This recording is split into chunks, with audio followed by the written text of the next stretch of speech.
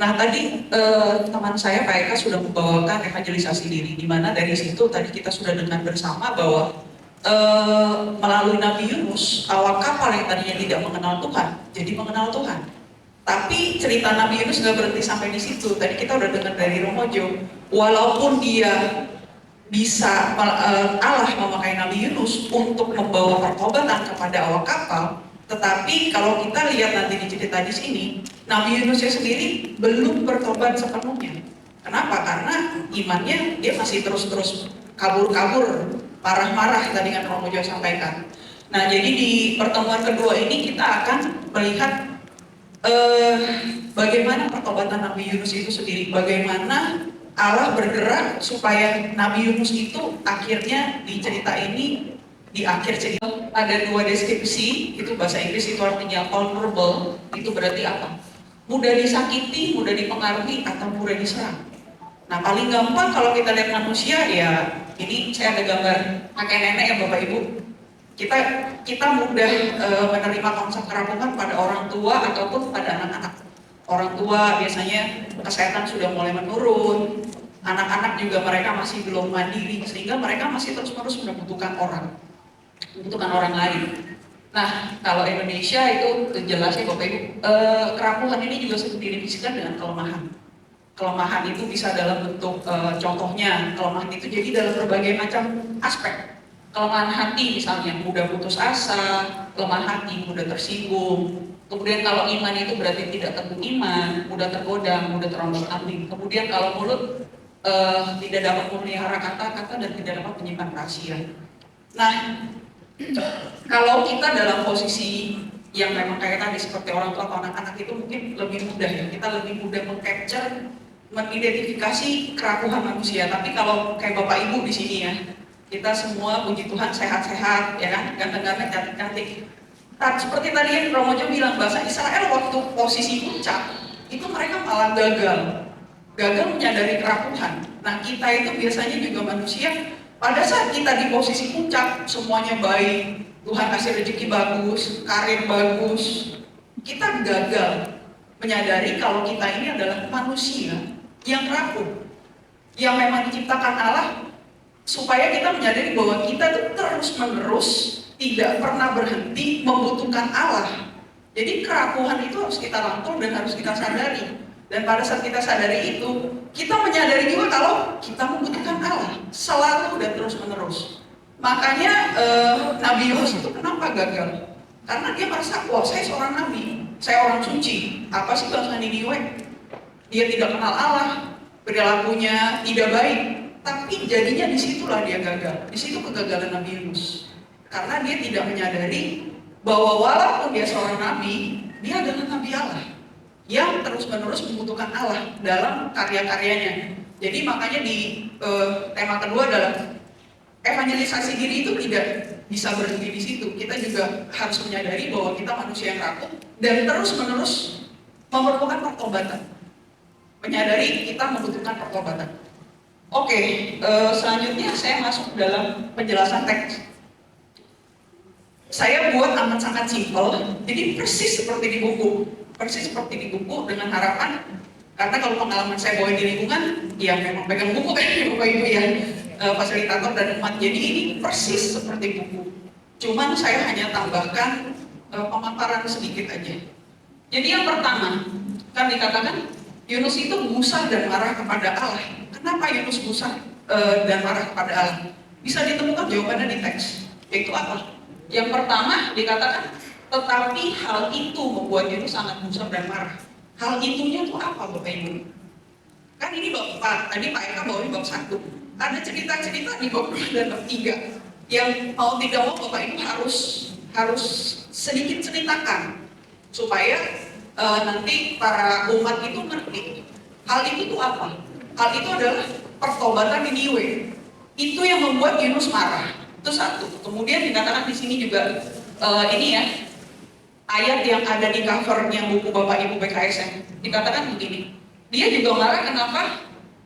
Karena ya Tuhan, bukankah hal itu telah kukatakan ketika itulah sebabnya aku dahulu melarikan diri ke Tarsis. Kenapa? Sebab aku tahu bahwa Engkaulah Allah yang pengasih dan penyayang, panjang sabar dan berlimpah kasih setia, serta yang menyesal atas malapetaka yang hendak didatangkannya. Aneh nggak Bapak Ibu?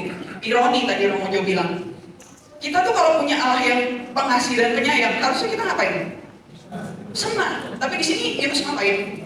Marah. Aneh, ironi. Kenapa begitu? Kita lihat. Nah, ini kenapa saya singgung sedikit, karena waktu kita masuk pertemuan kedua, peserta yang ikut itu belum tentu ikut di pertemuan pertama. Mungkin umat tuh tahu bahwa Nabi Yunus diam di perut ikan 3 hari 3 malam, ngerti. Tapi pertobatan Niniwe, Nabi Yunus itu siapa, bangsa Niniwe itu siapa, mungkin lebih baik kalau Bapak Ibu refresh supaya umat itu ngerti kenapa Yunusnya marah. Nah, ini satu ada Nabi Yunus, satu bangsa Niniwe. Tadi udah dijelaskan. Nabi Yunus itu apa? Seorang nabi, utusan Allah. Allahnya, kalau zaman dulu kayak Allah itu, ini Allahnya saya, itu Allahnya kamu. Kayak tadi ada Allahnya si awak kapal, ada Allahnya Nabi Yunus. Nah, Yunus adalah nabi utusan Allah, sedangkan bangsa Niniwe adalah bangsa yang tidak mengenal Allah, bangsa yang tidak dianggap sama Nabi Yunus dan dianggap musuh. Makanya dia tidak mau, dia nggak mau diutus ke musuhnya untuk menyerukan pertobatan, karena begitu bertobat akan ada keselamatan dari Allah. Nabi Yunus menolak itu.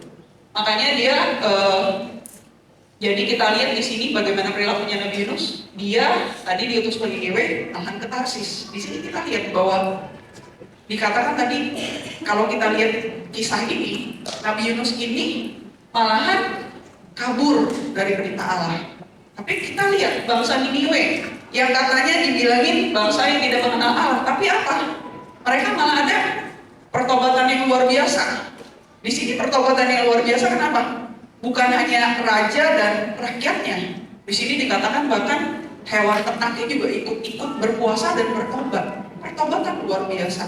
Jadi kita lihat pertentangannya aneh kan? Nabi itu nabi Allah, seharusnya ngapain? Nurut sama Allah dong. Allah ngomong apa ya apa. Tapi dia malah kabur. Dia malah kabur. Sedangkan bangsa Niniwe yang katanya tidak mengenal Allah, malahan melakukan pertobatan luar biasa. Nah, ini kelihatan pertentangannya. Nah, di sini kita lihat bahwa ya kalau kita belajar dari Nabi Yunus, jangan pernah sombong atau sok-sokan, oh saya seorang apa gitu. Mungkin kalau tadi saya seorang pelayan loh, saya aktivis di gereja. Ini kita belajar dari Nabi Yunus. Jangan sampai tersandung sama diri sendiri karena kita gagal menyadari kita ini manusia yang terus-menerus membutuhkan Allah dan hanya seorang pelayan Allah. Habis tadi dikatakan ini anaknya lagi marah-marah terus nih ya kayak Yunus. Kegusaran dan kemarahan tadi Nabi Yunus digambarkan apa? Dia bilang apa? Ini terus-menerus ya. Yunus ini pengen bunuh diri terus. Dia selalu bilang lebih baik aku mati daripada hidup. Nah, ini tanggapan yang sama seperti yang tadi dibawakan Pak Eka, kan dia minta dilempar ke laut. Daripada saya ke Niniwe, dia mungkin berharap mati aja udah saya ke laut. Tapi kan ternyata tidak, Allah tetap masih memakai dia. Nah, kita lihat, kenapa Yunus marah? Karena Yunus berharap apa? Yunus berharap Allah itu adil. Kalau keadilan itu apa Bapak Ibu? Kalau kita salah ngapain? Harus dihukum. Jadi menurut Yunus, bangsa Niniwe harus dihukum. Terus kenapa Allah nggak adil? Kenapa Allah nggak menghukum bangsa Niniwe? Kenapa saya malah disuruh pergi ke Niniwe supaya bangsa Niniwe selamat? Marah dia di situ, dia nggak mau. Makanya daripada musuh saya hidup, udah saya aja yang mati. Seperti itu.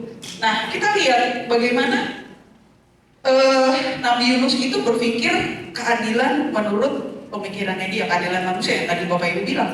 Kalau salah ya harus dihukum. Tetapi Allah itu, versinya keadilan Allah itu selalu penuh kasih.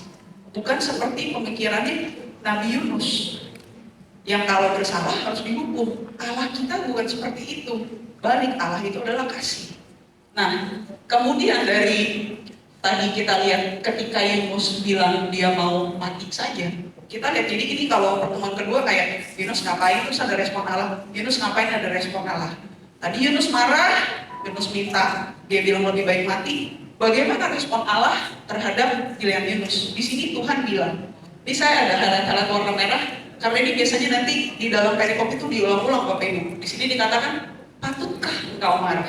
Jadi ketika Yunus ngambek, bilang saya lebih baik mati daripada hidup. Allah bertanya sama Yunus, patutkah engkau marah? Harusnya itu menjadi apa? Menjadi sebuah refleksi. Yunus harusnya berkaca, tetapi kita lihat apa yang dilakukan Yunus. Dia keluar kota, kemudian ngapain? Duduk di sebelah timur, kemudian mendirikan sebuah pondok, terus duduk, kemudian apa?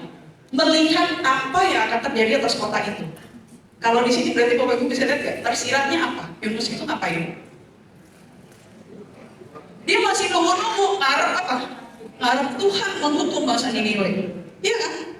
Dia masih berharap, karena saya sudah bilang lebih baik aku hidup daripada mati. Mungkin ya, saya nggak tahu, kalau mengandai-andai Yunus itu berharap Tuhan lebih sayang sama dia daripada sama bangsa Niniwe. Padahal Tuhan sayang sama semua orang. Nah ini gitu loh, Yunus itu masih berharap bahwa bangsa Niniwe dihukum. Jadi waktu Tuhan bertanya sama dia, patutkah engkau marah? Dia gagal menanggapi itu. Nah kalau kita lihat di sini firman Tuhan ini kan sebenarnya juga sama seperti Niniwe. Berseru kepada bangsa Yunus berseru kepada bangsa Niniwe untuk bertobat. Harusnya ini juga bisa membuat apa ya, men-trigger, memicu pertobatannya Yunus. Dia harus merefleksikan diri sendiri. Tetapi enggak, dia gagal. Dia bukan bertobat, sebaliknya malah apa? Dia melawan Tuhan lagi, karena dia masih berharap bangsa Niniwe dihukum sama Allah. Jadi kita lihat di sini, Yunus di sini gagal menyadari kerapuhan dan kelemahan diri sendiri. Jadi dia masih merasa dia benar, bahwa bangsa Niniwe harus dihukum. Jadi dia masih nungguin supaya bangsa Niniwe dihukum. Nah habis dari sini kita lihat, selanjutnya setelah Yunus melakukan itu, ada lagi Allah di sini. Allah kemudian menunjukkan kasihnya kepada Yunus. Bagaimana Allah menunjukkan kasihnya? Di sini dikatakan atas penentuan Tuhan Allah. Jadi atas penentuan Tuhan Allah, 100% Allah yang bergerak, Allah yang aktif. Tumbuh apa? Tumbuh sebatang pohon jarak untuk menaungi Yunus supaya tidak kepanasan. Dan karena pohon jarak ini, Yunus ngapain? Yunus sangat bersuka cita karena pohon jarak. Bersuka cita karena pohon jarak. Kalau kita lihat tadi, Yunus itu apa? Nabi. Nabi itu utusan Allah. Seharusnya dia bahagia sama sebatang pohon yang kudu naungin kepala dia. Seharusnya dia bahagia ketika banyak orang bertobat kepada Allah. Ini kan terbalik. Nabi Yunus kelihatan dia lebih senang sama pohon yang naungin dia. Ini dia cuma mikirin dirinya sendiri. Gua gak kepanasan, wah gua happy. Saya happy. Dia bersuka cita, dia sendiri katakan. Karena pohon jarak. Tapi dia marah sampai ingin mati karena pertobatan bangsa Niniwe. Nah inilah Nabi Yunus. Inilah walaupun dia seorang nabi, kenyataannya dia masih seperti ini. Makanya di pertemuan kedua itu topiknya adalah mengenai pertobatan. Nah, tapi kita lihat di sini, dia sebenarnya mendapat reward sama seperti bangsa Niniwe. Dia juga berdosa dong sama Tuhan. Tadi Tuhan udah bilang patut, dia melawan Tuhan dari awal. Tadi juga waktu Tuhan berfirman patutkah kau marah, dia masih berontak lagi. Nah kita lihat, tapi Allah menunjukkan kasih setianya melalui ini. Jadi sebenarnya dia juga menunjukkan kasih yang sama kepada Yunus melalui sesuatu yang kecil, yaitu apa? Pohon jarak. Nah, jadi Allah juga di sini menunjukkan kasihnya, tidak menghukum Yunus, walaupun Yunus sudah berulang kali menolak Allah, melawan Allah. Tapi di sini Allah menunjukkan kasihnya. Tapi kita lihat, habis dia senang sama karena ada pohon jarak itu, kemudian kan ini ada ulat ya Bapak Ibu. Pohon jaraknya itu kemudian menjadi layu, terus kena ulat juga. Jadi di sini dikatakan, saya warnanya kuning ya Bapak Ibu. Jadi yang pertama, atas penentuan Allah tumbuhlah pohon jarak. Kedua, atas penentuan Allah juga datanglah seekor ulat. Ketiga, atas penentuan Allah juga bertiuplah angin timur yang panas. Semuanya diberikan Allah, tapi ya kita harus mengerti semuanya juga milik Allah. Sama seperti kita juga adalah milik Allah. Pohon jarak itu Tuhan berikan tanpa Yunus meminta, tapi Tuhan juga ambil. Tapi Tuhan ambil nggak ada, bukannya cuma Isa doang, udah aku nggak mau kasih. Enggak, kita lihat nanti bagaimana melalui pohon jarak ini, itulah pohon jarak dan ulat, itulah adalah asal mula pertobatan Yunus. Nah, di sini dikatakan kan, reaksi Yunus, Ini lagi yang muncul lagi Bapak Ibu ya, selayaknya lah aku marah sampai mati. Di sini tuh Tuhan juga bertanya lagi sama dia, Tuhan menyerukan yang kedua loh, firman Tuhan yang kedua apa? Patutkah engkau marah? Tadi di depan ada patutkah engkau marah? Di sini Tuhan bilang lagi, patutkah engkau marah? Marah yang pertama karena pertobatan Niniwe, marah yang kedua karena pohon jarah. Masih aja, udah dikasih 2 kali sama Tuhan, dia masih tetap gak sadar karena dia masih tetap milih mati, marah sampai mati. Nah ini kita lihat masih belum. Nah kemudian kita lihat, habis dari sini tadi selalu Yunus Allah, Yunus Allah. Sekarang kita lihat tanggapannya Allah, reaksi terhadap reaksi Yunus. Di sini dikatakan Allah berfirman, engkau mengasih pohon jarah itu padahal engkau tidak berjerih payah. Karena tadi dikatakan kan, atas penentuan Allah pohon jarah itu tumbuh. Ia tumbuh dalam 1 malam dan binasa pula dalam 1 malam. Dan kemudian disinilah dari pohon jarah itu Allah mengajarkan kepada Yunus bagaimana ketika Yunus begitu mengasih pohon jarah, bagaimana Allah apalagi bangsa Niniwe yang begitu banyak dan manusia. Yunus sepotong pohon jarah aja dia bisa begitu sayang, apalagi Allah sama bangsa Niniwe. Dan dikatakan di sini yang berpenduduk lebih dari 120.000 orang. Apa sih artinya satu pohon 120.000? Kalau kamu begitu mengasihi sebatang pohon jarah, apalagi saya 120.000 orang. Dan di sini dikatakan yang tidak tahu membedakan tangan kanan dari tangan kiri beserta tengahnya yang banyak. Jadi tadi ya, kalau Yunus mengasihi pohon jarah, apalagi Allah, manusia yang dia ciptakan dengan tangannya menurut gambar dan rupa Allah, tidak bisa dibandingkan. Jadi di situ melalui pohon jarah itu Allah mengajarkan kepada Nabi Yunus untuk berefleksi. Kalau kamu mengasihi sebatang pohon jarah, apalagi aku 120.000 orang Niniwe.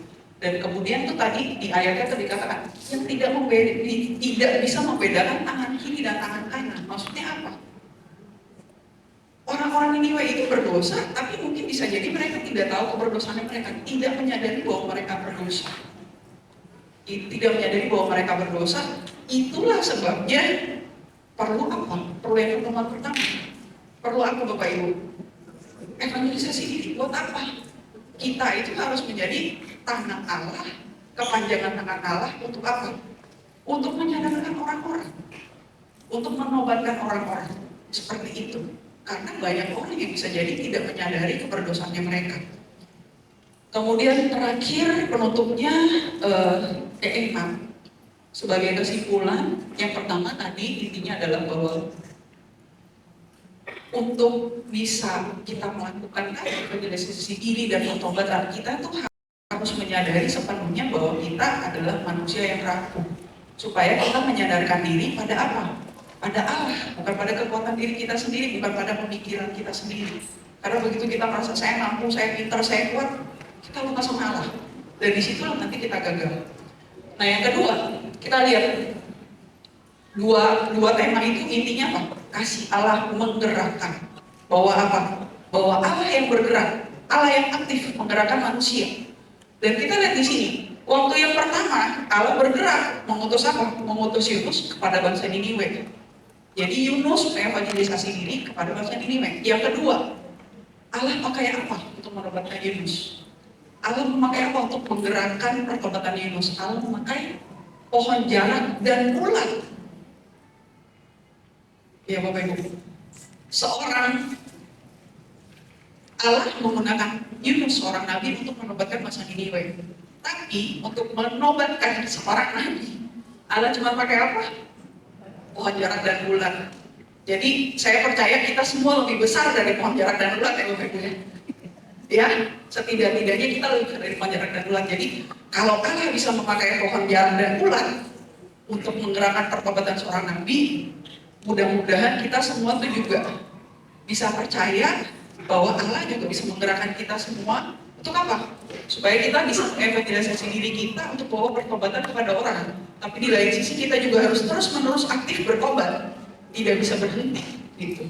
Nah jadi ini adalah siklus ya, yang pertemuan satu dan pertemuan kedua. Oke, udah mau pas. Selanjutnya akan dibawakan oleh rekan